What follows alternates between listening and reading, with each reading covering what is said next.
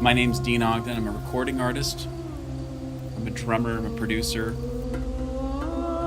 Do a lot of consulting for record labels. Do a lot of consulting for artists.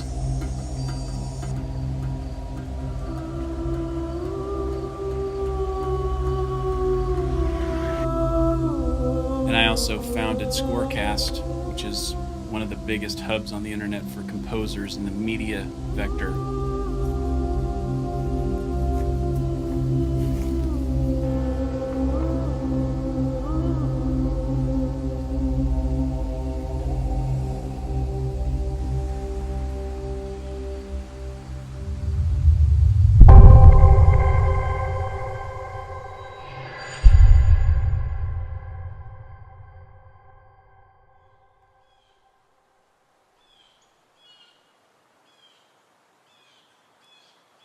I do a lot of traveling. I'm on the road a lot, 220 plus days a year as a professional musician. And the reason why is because of the way I think that I record things. I don't do a lot of studio recording. I do a lot of field recording, and then I take the field recordings back to the studio and create from there.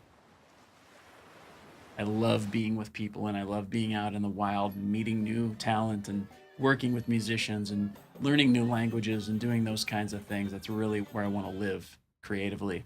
Samples are a part of my world, though, because, sometimes if you're doing deadline-driven work, you've got to get it out fast. You've got to get it out clean.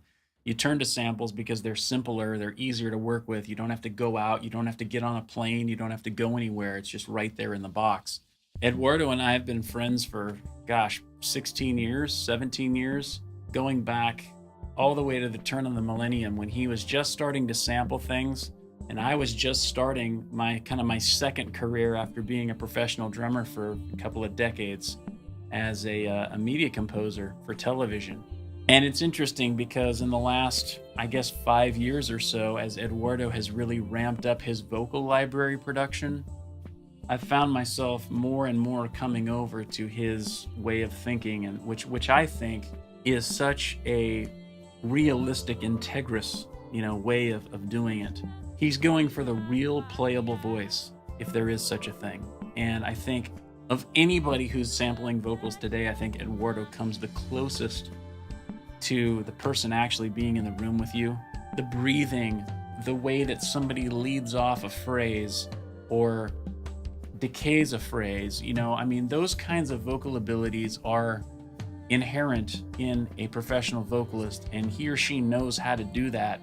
I know the way that a stick bounces off the snare drum head differently than it bounces off a tom head or a floor head or a kick drum beat or whatever.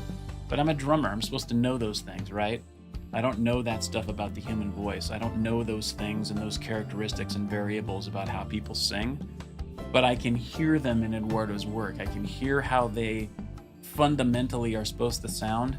And I can hear the singer's intent, if that makes any sense. You can almost go down the line of his libraries to each one, and you can assign a different emotion to each one, And to me, that's the entire game, because that's what you'd ask a vocalist to do if you were working with them standing right here.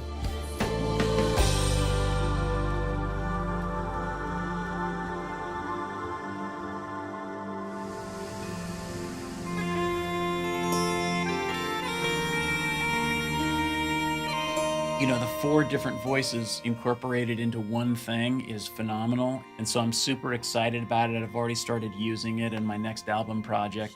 There's so much rich detail and so much being said through these voices and through these phrases and through these articulations that you'll never run out of opportunities. It's limitless what you can do with this thing.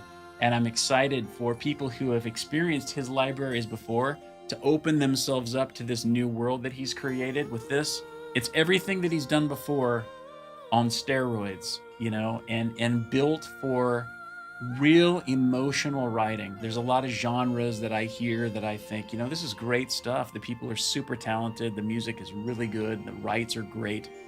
But there's a lack of emotion to it. There's a lack of inflection of passion and desire and sadness and happiness and joy and fear and hate and just everything that you can think of that makes us human There's just a little bit of a lacking perspective there, and I think Vocal Codex really helps bring that back to life nicely. To have that emotion in a sampling suite like this, total game changer. Total game changer.